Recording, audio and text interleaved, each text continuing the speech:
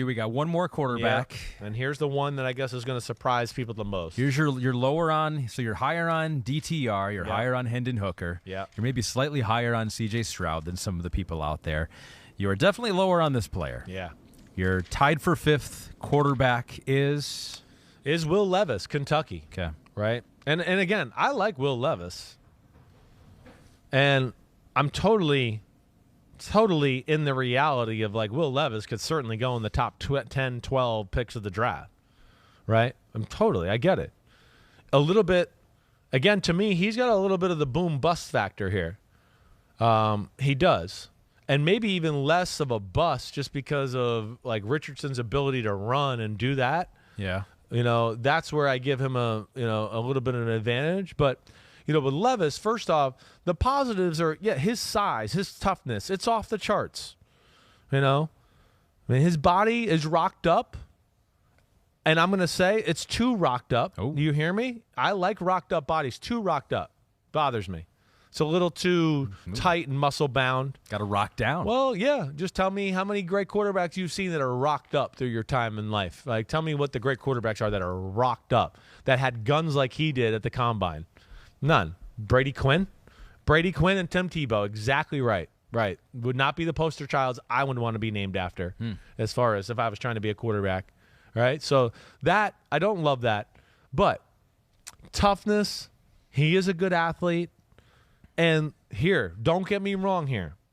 You take his 10 best throws, his 20 best throws, they're up there with anybody. It's like, oh, whoa, laser show, right? He can throw in lasers like C.J. Stroud or Richardson. The problem is it's too few and far between. You heard me talking a little bit before the podcast started. It's just a little too all over the place. The ball itself and the mechanics, both of it. And out of his decision-making, he's kind of towards the bottom of the list in that department too. I think you put him and Richardson out of the guys we talked about today as the bottom of the department in the decision-making process, right? So there's that, And then, what I talk about with the inconsistencies and throws and, even seeing the field I don't love all the time. But, the mechanics and the inconsistencies there bother me too. He's too flicky. The motion's a little all over the place every throw. He tries to do it all with his hips, and I don't even really know how to explain it. The ball can come out very low and sidearm, and there's it's like he wants to create a separation between his upper and lower half, but then it doesn't reconnect, and he just kind of lets it fly through. And it's just like, man, like a little bit what I said with Richardson before, where there's just too many throws where you go, damn, you're too good to miss that throw. How do we miss the 5-yard shallow cross by 2 yards, right? So there's some of that. Or even if it's completed, it's a little off target. And then it doesn't have maybe the natural feel in the pocket that the other guys do. And I mean all of them. I think they all have better feel than he does in the pocket. Even Richardson there in that department. Richardson's good in the pocket. Like I said, he's to the point sometimes where I'm like, run, you're a freak, run, right?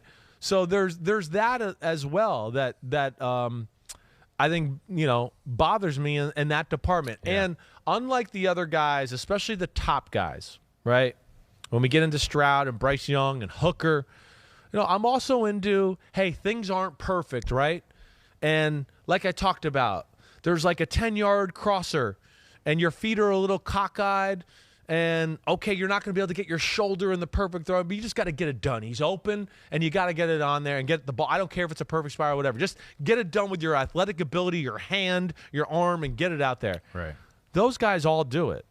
Hooker, Young, Stroud, like consistently easy. He misses that element a little bit.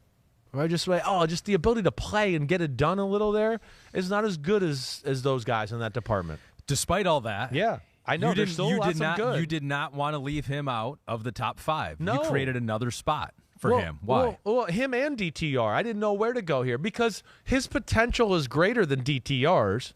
It is, And I know there's a part of me that goes, man, that offense sucked there, and he couldn't be protected. So there's a lot of that as well, right? But People that have him high, Chris, to your point, say that the offense was a mess last year. They had less talent last year. They did. Look at his 2021 tape. It's a whole lot better, and if you see that one, you're more convinced of what he can be. Definitely is. And there's something to that. Still some of the same problems I saw, though, when I went back last year, too, with some of the inconsistencies in the throws and the motions. Still every game, some eye-popping throws. Mm-hmm.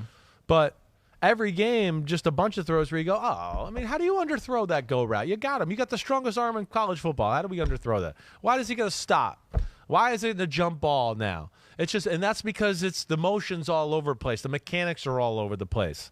But his ceiling is high. And, I know he's a smart kid, but I can't lie. From your point, what you just said there's a few times where I wrote in the notes, like, Is he the problem with the offense? Do they not trust him to do more? Are they so, because you can get in the second quarter and be like, this is the 5th time I've seen this play. It's the second quarter.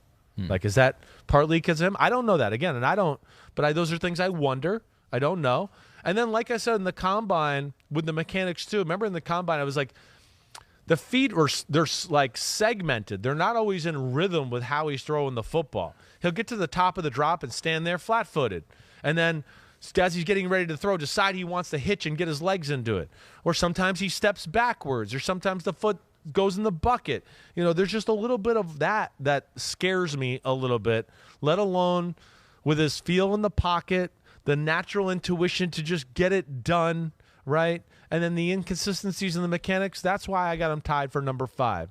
But I also want to say, would I be shocked in a few years if, like, we went here in 3 years from now, you're like, hey, he's a starting quarterback. He got it all together. He figured it all out, and he put it together, and he's a really good starting quarterback? No, I wouldn't be shocked.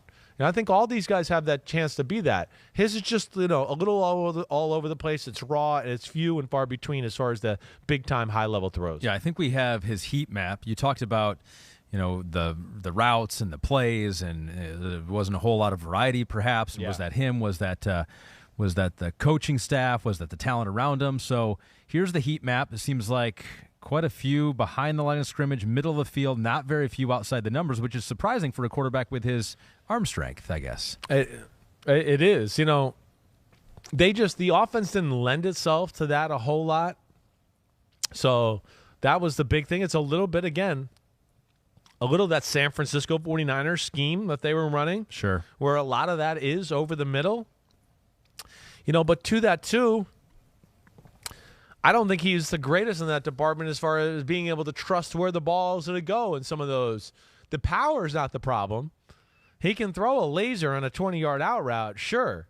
But it just can be a little bit all over the place as far as the location of that football. Yeah. But yeah, that's one that's, again, the evaluators are going to have to decipher when they talk to him and all that. Is this the offense? Was this you? And kind of get a feel for where his mind was and that whole system and what the plays they were calling there. But, yeah, it didn't help him. And like I said, out of all the quarterbacks, too, he's the least protected. I do want to make sure I give him credit in that department.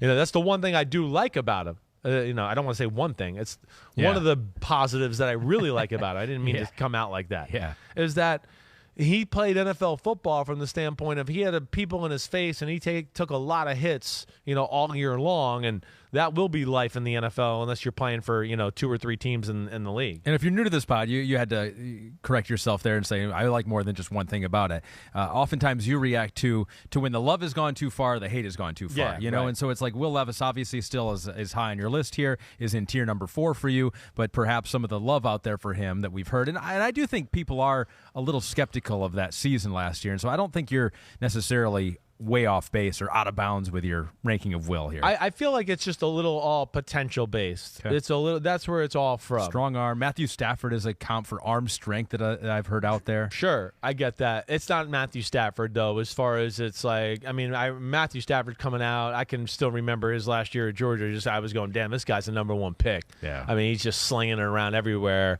and it's on the money.